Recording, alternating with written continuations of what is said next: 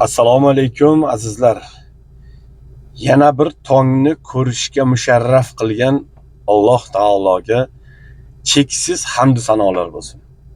Azizlar, kechki payt charchab uxlab tongda uyg'onish mazzami?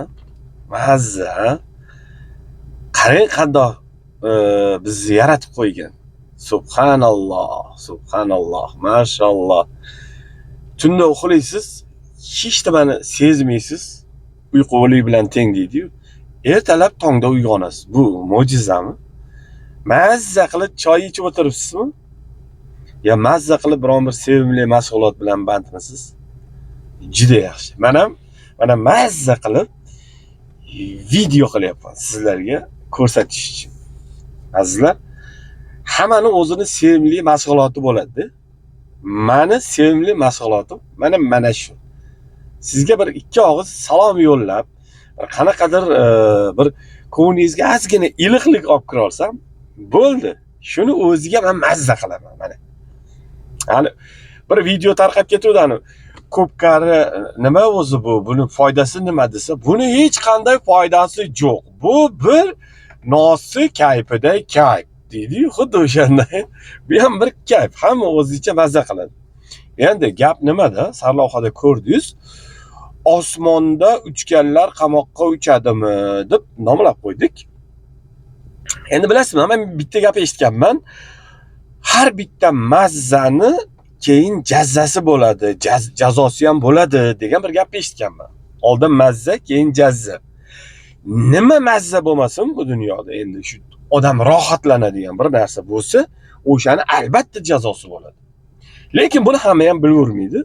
Buni Andijon shahar banklik boshqarmasi o'sha boshlig'i bu kishi ham bilmagan ekan shekilli. Yo bilganmi? Endi uni o'zi biladi. Xullas, xonasida hamma yoshligini eslash holida, bilasizmi? Yoshlikda juda ko'p odam shu ish qilgan bo'lsa kerak, olchalar pishgan paytda bir xil joylarda buni olib deydi, bir xil joylarda olcha deydi, bir xil joylarda yovvoyi gilos deydi. Xullas, o'shani butilkaga solib, bitta xivitchi ingichka joyini olib, o'sha butilkaning ichiga tiqib, mana bunaqa qilib, nima qilganda pishitib, sokini chiqarib, suvini chiqarib, keyin uni ichishadi. Tuz qo'shar, kimdir shakar qo'shar. Rosa mazza bo'ladi. Xuddi shunday yoshligini eslab, Coca-Cola baklashkasining ichiga suv solib, shu ma'lum bir yana bir qanaqadir noma'lum bir narsalarni solib, shu parlantirib, o'shani hidlab, mazza qilib nima qilayotgan paytda fotoradarga tushib qolibdi endi. Fotoradar. Endi shunaqa fotoradarlar bor-da, mana qarang. Bu nimadan darak beradi? Hozir bitta ko'rib olamiz oldin bu inson nima ish bilan bandligini. Mana bu rasmlarda aks etgan mana. U bakalashka Coca-Cola'niki parlari chiqib turibdi, mana oldidagi ichida suv bor.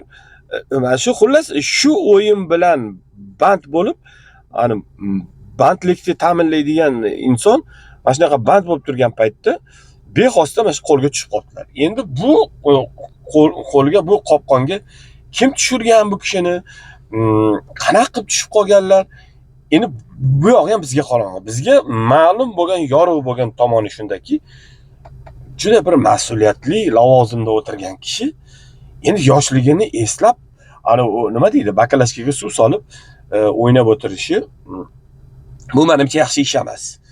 Lekin nima deysiz, endi hammaga o'zi o'sha hali boshida aytganimdek, o'sha yoqadigan bir nimalar bor, mashg'ulotlar bor.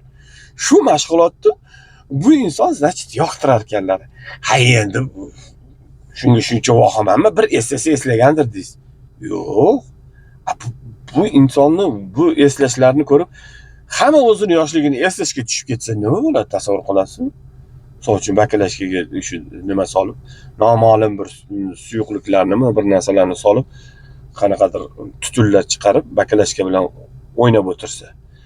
Bu kishi bandlikni odamlarni band qilish bilan band bo'lishi o'rniga o'zlarini Coca-Cola butilkasi bilan o'ynab band qilib o'tiribdilar. Mana, nima deysiz?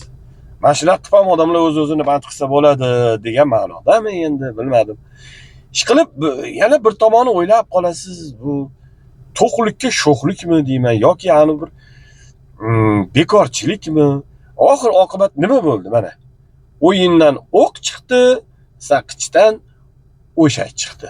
Ana, ko'rdingizmi? Nima bo'ldi? Shuning uchun hammamiz ham o'sha mas'uliyatni his qilib, shu ozgina jon kuydirib, bir o'sha o'zimiz ishimiz qilsak, menimcha rezultati yaxshi bo'ladi.